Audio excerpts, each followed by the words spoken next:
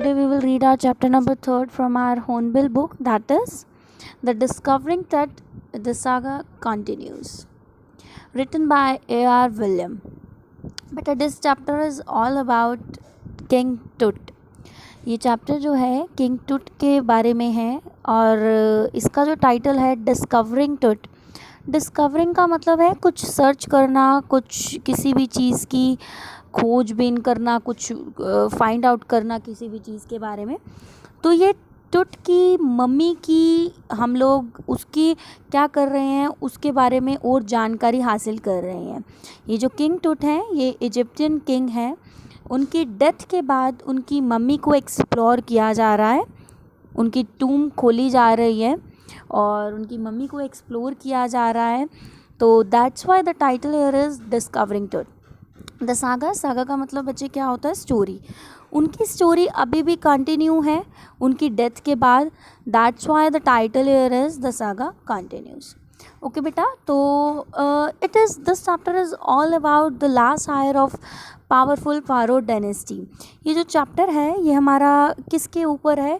ये एक last higher जो था, लास्ट सक्सेसर जो था, गद्दी पे जो बैठने वाला था फारो डायनेस्टी का, किंग टूट, उसके ऊपर है, जिसकी जो डेथ थी वो अनएक्सपेक्टेड हुई. बहुत ही जल्दी, बहुत ही यंग एज में, टीन एज में, उसकी लेट टीन्स में उसकी डेथ हो गई थी. और उनकी जो डेथ थी वो बहुत ही मिस्टीरियस तरीके से हुई थी. और ये जो चैप्टर है ये इसी के ऊपर लाइट थ्रो करता है कि क्या क्या पॉसिबल मिस्ट्रीज़ हैं जिनकी वजह से उनकी डेथ हुई थी किंग टूट की. उनका रियल नेम, ये टूट तो हमने उनको शॉर्ट फॉर्म में, हम शॉर्ट में बोल रहे हैं, उनका नेम था टुटनखामुन. ठीक है, उनका पूरा नेम था टुटनखामुन. तो इनके डेथ की जो मिस्ट्री थी वो सब जानने के लिए उनकी दोबारा से उनकी मम्मी को 3300 ईयर्स के बाद बाहर निकाला गया था उनकी टूम से और डिस्कवरी की गई थी. देखा गया था कि क्या क्या रीज़न्स थे उनकी डेथ की वजह से, पॉसिबिलिटीज़, नए क्लूज़ निकाले गए थे कि किन रीज़न की वजह से उनकी डेथ हुई थी. ओके बेटा, तो let us begin this chapter now. I will explain you the difficult words of this chapter line by line. So here he is बच्चे, Tutankhamun, that is King Tut. Okay, he was just a teenager when he died. अब यहाँ पे आ गया कि जब उनकी death हुई थी वो जस्ट एक टीनेजर थे. टीन मतलब 13 to 19 ईयर्स की एज में थे. बड़ी यंग एज में उनकी डेथ हो गई थी. The last heir of a powerful family that had ruled Egypt and its empire for centuries. और ये लास्ट हायर थे अपने पावरफुल फैमिली के, मतलब लास्ट सक्सेसर होता ना, वो थे जिन्होंने इजिप्ट के ऊपर रूल किया था, जिनकी डायनेस्टी ने इजिप्ट पे रूल किया था काफ़ी सेंचुरीज से.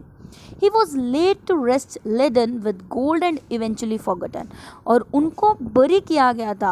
He was buried with gold.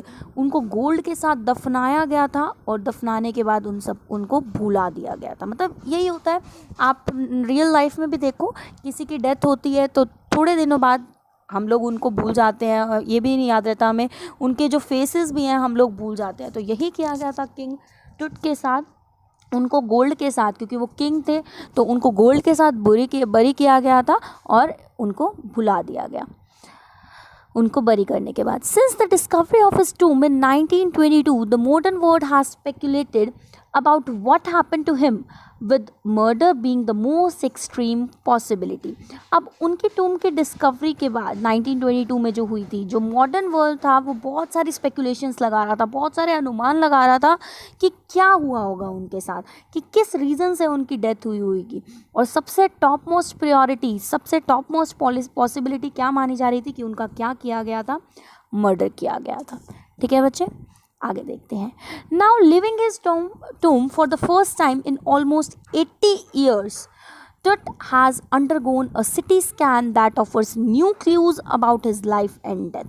After almost 80 years, पहली बार टट की मम्मी को, टूम को दोबारा से खोजा गया था, खोला गया था. किस चीज़ के लिए? कि उनकी बॉडी का क्या होना था? CT स्कैन होना था, जिसके वजह से CT स्कैन से क्या आएंगे? नए क्लूज़ बाहर निकल के आएंगे उनकी लाइफ और उनकी डेथ के बारे में. ओके बेटा, सिटी स्कैन क्या होता है कि 3 डायमेंशनल स्कैन होता है जिसमें बॉडी को उसमें मशीन में डाला जाता है और एक्सरे लिए जाते हैं हर एक डायरेक्शन से, फ्रॉम एवरी डायरेक्शन एक्सरे लिए जाते हैं बॉडी के, ठीक है। तो उनकी बॉडी का सिटी स्कैन किया जाएगा और जिससे क्या होंगे, नए क्लूज़ उनकी लाइफ और उनकी डेथ के बारे में बाहर निकल के आए। And provide precise data for an accurate forensic reconstruction of the boyish pharaoh। और वो जो था सिटी स्कैन क्या प्रोवाइड करा था, एक प्रिसाइज डाटा, एक एक्यूरेट फोरेंसिक रिकंस्ट्रक्शन का उस बॉयश फारो का। फारो कौन, वही किंग टट, इजिप्ट के रूलर। फोरेंसिक का मतलब बेटा क्या होता है, फोरेंसिक का मतलब होता है ये एक ऐसा प्रोसेस होता है जिससे कि फेस को, इंडिविजुअल के फेस को रिक्रिएट किया जाता है रिकंस्ट्रक्शन के लिए, मतलब पूरा का पूरा एनालाइज करके एक्सप्लोर किया जाता है कि क्या पॉसिबिलिटी रही होगी, ये पूरा किया जाएगा, ठीक है। उस बॉयश फारो का, उस बॉय जो यंग एज में मर गया था, कौन, किंग टुट, जिसका रियल नेम क्या था, टुटनखामुन। ओके बेटा, तो ये उनकी क्या की जाएगी, उनका सिटी स्कैन किया जाएगा जिससे कि नए क्लूज़ बाहर निकल के आएंगे उसकी लाइफ और उनकी डेथ के बारे में, ठीक है। पहली बार ये 80 ईयर्स में हुआ था कि उनकी बॉडी को उनकी टूम से बाहर निकाला गया था और उनका सिटी स्कैन किया जाना था। ओके बेटा, फॉरेंसिक रिकंस्ट्रक्शन के लिए, एक फॉरेंसिक रिपोर्ट के लिए, ठीक है। आगे देखते हैं। An angry wind stirred up ghostly dust devils as King Tut was taken from his resting place in the ancient Egyptian cemetery known as the Valley of Kings। अब जैसे ही किंग तट की बॉडी को बाहर निकाला गया, उनकी ग्रेव खोली गई, एकदम से घोस्टली विंड, डरावनी विंड शुरू हो गई। स्टर्ड का मतलब मूव, चलनी शुरू हो गई, एकदम से हवा चलनी शुरू हो गई, ठीक है ना। और जैसे ही उसकी बॉडी को उनके बरियल प्लेस से बाहर निकाला गया, जहाँ पे उनकी बॉडी रेस्ट कर रही थी, कहाँ पे रेस्ट कर रही थी, एंशिएंट इजिप्शियन सिमेट्री में। सिमेट्री एक लार्ज सा बरियल होता है, वहाँ पे पिरामिड सा बनाया गया होता है जिसके अंदर उनकी बॉडी को क्या किया जाता है, दफनाया जाता है। तो वहाँ पे उनकी बॉडी क्या कर रही थी, रेस्ट कर रही थी। और वो एक ऐसी सिमेट्री प्लेस है जहाँ पे सभी के सभी जो इजिप्ट के किंग थे वहाँ पे उनको दफनाया जाता था। दैट्स वाई उसको क्या बोला जाता था, वैली ऑफ किंग्स बोला जाता था।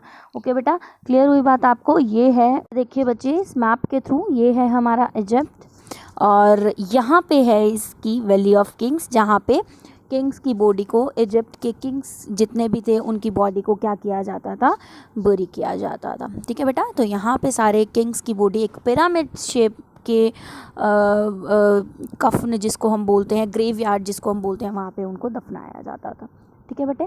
यहाँ पे रेस्ट करते थे उनकी बॉडीज़, उनकी मम्मीज़।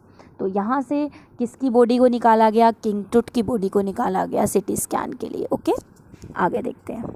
और जैसे ही उनकी बॉडी को, उनकी मम्मी को बाहर निकाला गया एक्सप्लोर करने के लिए, इन्वेस्टिगेट करने के लिए, तो एक बहुत ही घोस्टली हवा चलनी शुरू हो गई। और क्या हुआ, dark bellied clouds had scudded across the desert sky all day and now were veiling the stars in the casket grey. अब क्या हुआ, डार्क बेलिड, डार्क कलर के क्लाउड्स जो थे छा गए थे पूरे स्काई में, ठीक है ना। स्कडेड अक्रॉस का मतलब होता है मूव्ड क्विकली, एकदम से आ गए थे डार्क क्लाउड्स, ठीक है, पूरे स्काई में। और उन्होंने क्या कर लिया था, स्टार्स को ढक लिया था इन द कास्केट ग्रे। कास्केट क्या होती है बच्चे, बास्केट होती है। ऐसा लग रहा था जैसे कि उन क्लाउड्स ने स्टार्स को अपने अंदर क्या कर लिया है, अपने अंदर समा लिया है, अपने अंदर हाइड कर लिया है, वेल कर लिया है, कवर कर लिया है उनको अपने अंदर। जैसे एक बास्केट जो होती है, बास्केट जो होती है अपने अंदर चीज़ों को समा लेती है, डाल लेती है। सिमिलरली ऐसा लग रहा था कि वो जो एकदम से क्लाउड्स आए थे डार्क कलर के, उन्होंने अपने अंदर स्टार्स को क्या कर लिया है, कवर कर लिया है, ठीक है ना। एकदम से मौसम क्या हो गया था, चेंज हो गया था, वेदर एकदम से डिटेरियोरेट होना शुरू हो गया था। किसकी वजह से, जब किंग टट की बॉडी को डिस्कवर किया गया था, उनको आफ्टर 33 ईयर्स बाद उनको वहाँ से निकाला गया था, ठीक है बेटा। आगे देखें क्या हुआ। हाँ, इट वॉज 6 PM ऑन 5 जनवरी 2005। अब ये बता रहे हैं क्या डेट थी, 5 जनवरी 2005 का ये दिन था और 6 बजे थे शाम के। The world's most famous mummy glided head Glided head first into a CT scanner brought here to probe the lingering medical mysteries of this little understood young ruler who died more than 3300 years ago. अब पहली बार 5 जनवरी 2005 को 6 बजे के करीब world की सबसे famous mummy को, ग्लिडेड head की, जिसका हेड बिल्कुल ही ग्लिडेड था, उनको क्या किया गया था, सिटी स्कैन मशीन में डाला गया था। मतलब सबसे पहले उनका हेड जो था अंदर डाला गया था। आपको अगर पता हो तो सिटी स्कैन मशीन में सबसे पहले आपका हेड अंदर डाला जाता है बॉडी में, उसके मशीन में, उसके बाद आपकी बॉडी अंदर जाती है उस मशीन के अंदर। ठीक है, तो पहले उनका हेड जो था उसके अंदर डाला गया था मशीन के अंदर, टू प्रोब, क्या करने के लिए, इन्वेस्टिगेट करने के लिए, the lingering medical mysteries. Lingering का मतलब होता है लॉन्ग लास्टिंग, जो काफ़ी टाइम से मिस्ट्री चली आ रही थी। किसके ऊपर? उनकी डेथ के ऊपर, कि किस वजह से उनकी डेथ इतनी यंग एज में हो गई थी, उसको सॉल्व करने के लिए उनको कहाँ डाला गया था, उस सिटी स्कैन मशीन में, जिससे क्या आएंगे, नए क्लूज़ बाहर निकल के आएंगे कि किंग टूट की डेथ किस वजह से हुई थी और जिनकी डेथ कब हुई थी, अबाउट 3300 ईयर्स अगो। ठीक है बेटा, क्लियर हो गई बात? आगे देखिए, all afternoon the usual line of tourist from around the world had descended into the cramped round rock cut tomb some 26 feet underground to pay their respect. अब क्या हुआ, जहाँ पे वो किंग टूट की बॉडी थी, जहाँ पे भी उनको दफनाया गया था, वो कहाँ थी, वो 26 फीट नीचे थी अर्थ से। ठीक है ना, और उसको देखने के लिए बहुत से टूरिस्ट बड़ी सारी जगहों से, अलग अलग जगहों से वहाँ आए हुए थे, जो कि डिसेंड मतलब गैदर हो रहे थे, नीचे जा रहे थे वहाँ पे, into the cramped hole. Cramped होता है बिल्कुल नैरो जगह थी जो, जहाँ पे वो लोग नीचे जा रहे थे, क्योंकि वो कहाँ था, 26 फीट नीचे थी, जहाँ पे वो बरियल थी, जहाँ पे किंग टूट की मम्मी को दफनाया गया था। और रॉक कट की टूम थी, मतलब रॉक से बनी हुई, कुछ उसके टुकड़े से बनी हुई वो टूम थी। ठीक है बेटा, तो उनको रिस्पेक्ट देने के लिए, उन यंग रूलर को रिस्पेक्ट पे करने के लिए बहुत से टूरिस्ट अलग अलग जगहों से आए हुए थे। ठीक है, they gazed at the murals on the walls of the burial chamber and peered at Tut's gilded face. अब क्या हुआ, वो क्या देख रहे थे, वो जो लोग आए हुए थे, वो नीचे जब गए थे 26 फीट नीचे, जहाँ पे किंग टट की मम्मी को दफनाया गया था, तो वॉल्स पे क्या थे, म्यूरल्स थे। म्यूरल्स क्या होते हैं बच्चे? पेंटिंग्स और आर्ट वर्क। ठीक है, वो क्या कर रहे थे, उनको देख रहे थे, जो दीवारों पे लगे हुए थे। म्यूरल्स हैं पेंटिंग्स और आर्ट वर्क्स, ऐसे जो वहाँ की दीवारों पे लगे हुए थे, पेंटिंग्स एंड आर्ट वर्क्स। ठीक है, और किंग टट की गिल्डेड फेस को देख रहे थे, जो कि किंग टट के गिल्डेड फेस को वो देख रहे थे। The most striking feature of this mummy shaped outer coffin lid. और सबसे मेन चीज़ क्या थी, स्ट्राइकिंग फीचर क्या था उस मम्मी का, जो कि देखने लायक था, वो थी उसकी आउटर कफिन लिड। आउटर कफिन की जो लिड थी, ढक्कन था, वो देखने वाला था। वो कैसा था, वो गोल्ड का था, वो एकदम इतना अट्रैक्टिव था कि सब लोग उसको देखे ही जा रहे थे। Some visitors read from guide books in a whisper. कुछ विजिटर्स जो वहाँ पे खड़े हुए थे, जिन्होंने गाइड बुक्स में, हेल्प बुक्स में पढ़ा था उनके बारे में, किंग टट के बारे में, तो वो लोग आपस में बात कर रहे थे थोड़ी स्लो वॉइस में। बाकी अदर विजिटर्स क्या कर रहे थे, वहाँ पे खड़े हुए थे बिल्कुल साइलेंटली, ये सोच रहे थे। वो पॉन्डरिंग का मतलब होता है थिंकिंग।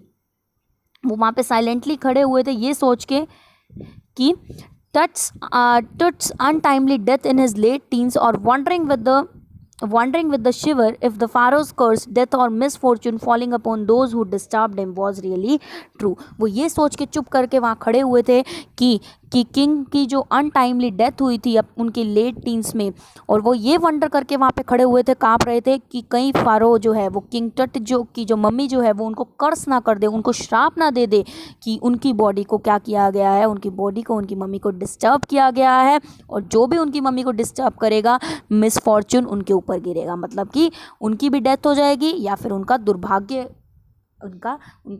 देखना पड़ेगा, उनको कर्स लेना पड़ेगा, शाप ना दे दे किंग टट की मम्मी उनको, तो ये सच ना हो जाए, ये सोच के कुछ लोग बिल्कुल चुपचाप वहाँ पे खड़े हुए थे। ठीक है बेटा, क्लियर हो गई बात? तो मतलब वो लोग इस चीज़ में बिलीव करते थे कि अगर इनकी मम्मी को डिस्टर्ब किया गया तो कहीं वो हमें कुछ कर्स ना कर दे। ठीक है, The mummy is in very bad condition because of what Carter did in 1920s, said Zahi Hawass, Secretary General of Egypt's Supreme Council of Antiquities, as he leaned over the body for a long first look. अब जाही हवास कौन थे भाई? Zahi Hawass secretary general थे Egypt supreme coast of council of antiquities के. उन्होंने क्या बोला जब उन्होंने मम्मी निकाली किंग टुट की, तो उन्होंने कहा कि ये जो मम्मी है ये बहुत ही बैड कंडीशन में है. किस वजह से बैड कंडीशन में है? क्योंकि 1920s में किसने, कार्टर ने इस मम्मी के साथ बहुत ही बुरा किया है. इसकी डिस्कवरी करने के लिए, इसको एक्सप्लोर करने के लिए कुछ इसके साथ छेड़खानी करी है, कुछ इसके साथ मतलब किया होगा, उसने हिलाया होगा चीज़ को, उसकी कुछ चीज़ों को, जो भी जिसके साथ भी वो बरीड थी. ठीक है ना. तो अब जो मम्मी है वो बहुत ही ज़्यादा बैड कंडीशन में है. किसने बोला? जाही हवास ने बोला कि किस वजह से बैड कंडीशन में है? क्योंकि कार्टर ने इसकी मम्मी के साथ, किंग टुट की मम्मी के साथ 1920 में बहुत सारी डिस्कवरीज करी थी इसकी वजह से. ठीक है. तो अब जो मम्मी है वो बहुत ही बैड कंडीशन में है. Carter, Howard Carter, that is, अब हावर्ड कार्टर के बारे में बता रहे हैं. ये है Howard quarter.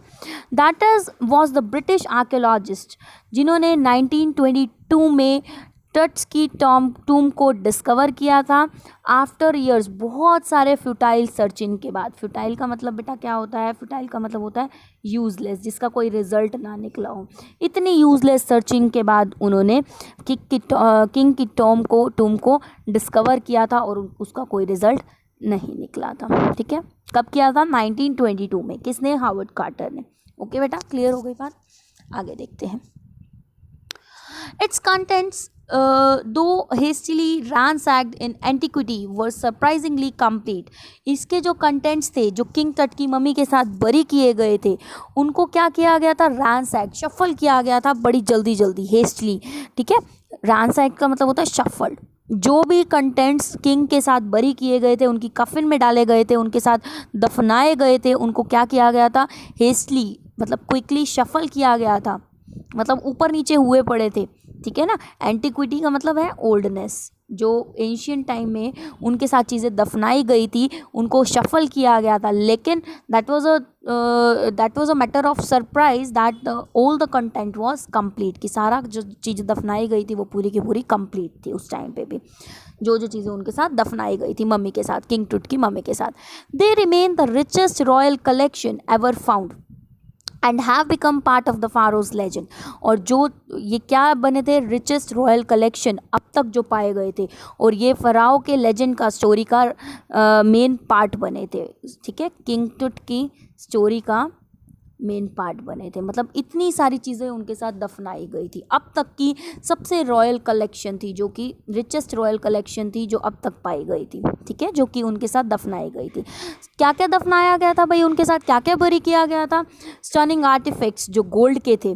There eternal brilliance meant to guarantee resurrection. अब क्या था? कुछ आर्टिफैक्ट्स गोल्ड के दफनाए गए थे जिनकी eternal long lasting brilliance guarantee के साथ रिसरेक्शन को गारंटी करती है. मतलब ऐसे लगती थी कि वो बिल्कुल रियल है, बिल्कुल रियलिस्टिक, और बिल्कुल जैसे दफनाए गए थे ना, बिल्कुल वैसे के वैसे ही थे. उनकी ब्रिलियंस दिखाती है, एटर्नल ब्रिलियंस उनको ये दिखाती है.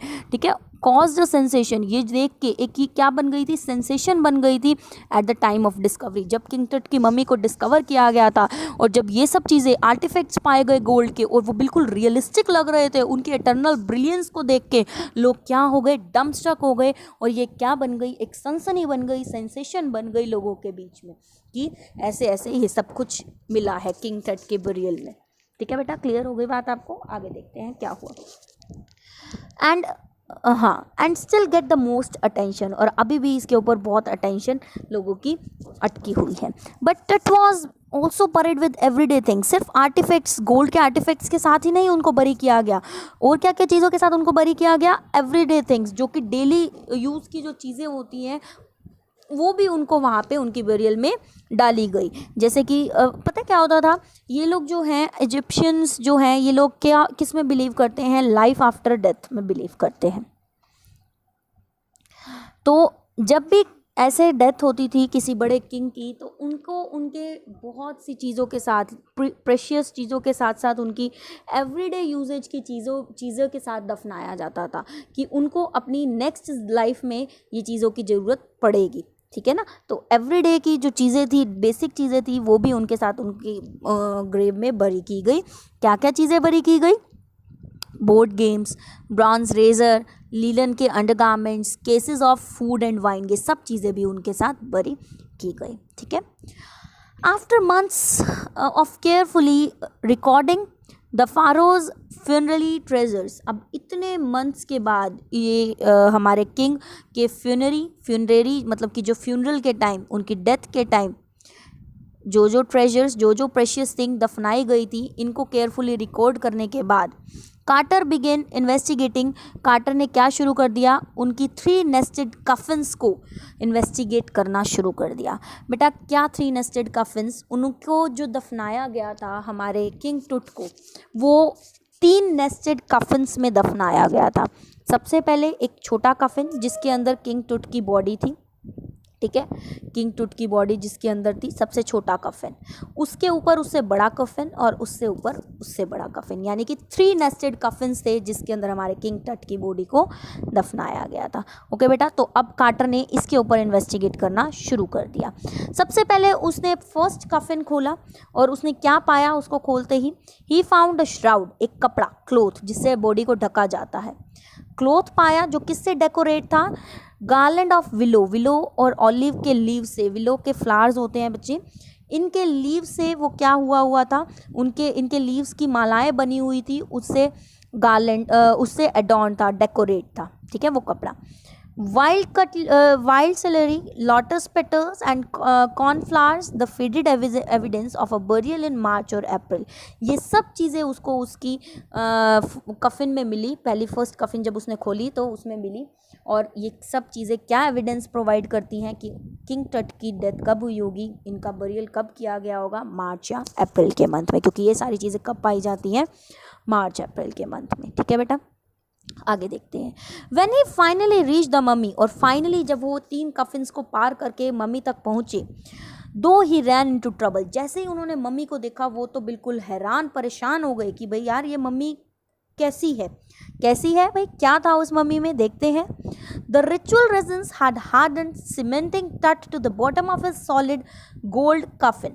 अब क्या हुआ था उस टाइम पे, जब बरी किया जाता है तो ये लोग रेजन्स वगैरह भी डालते हैं, जब कुछ वो चलता है, कुछ इनका पंडित वगैरह आके या जो भी होते हैं, जो पूरा इनका रिचुअल होता है, तो वो रेजन्स डाली जाती है, किशमिश जिसको हम लोग बोलते हैं, मुनक्का, तो वो डाली गई थी रिचुअल के फॉर्म में, एज अ जो उनका प्रथा होती है उसकी फॉर्म में, जिसकी वजह से वो क्या हो गई थी, बॉडी बिल्कुल हार्ड हो गई थी, क्योंकि वो that is the sticky substance ना, चिपचिपा बिल्कुल हो जाता है, तो वो जिसकी वजह से क्या हो गई थी, किंग टट की बॉडी बिल्कुल हार्ड हो गई थी, और वो बिल्कुल सॉलिड गोल्ड कफिन के साथ चिपक गई थी बिल्कुल नीचे, बिल्कुल वो एकदम हार्ड हो गई थी, वो हिलने का नाम नहीं ले रही थी। समझ आ रही है आपको मैं क्या कह रही हूँ?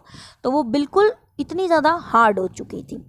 No amount of legitimate force could move them, कोई रीजनेबल अमाउंट का फोर्स उसे मूव नहीं कर सकता था, उनकी बॉडी को, लेजिटिमेट रीजनेबल नॉर्मल अमाउंट का फोर्स उन्हें मूव नहीं कर सकता था किंग टुट की बॉडी को। Carter wrote later what was to be done, और कार्टर ने बाद में लिखा भी सही कि क्या किया जा सकता है अब, कि किंग टट की बॉडी को अब हम कैसे एक्सप्लोर कर सकते हैं। अब क्या सोचा उन्होंने?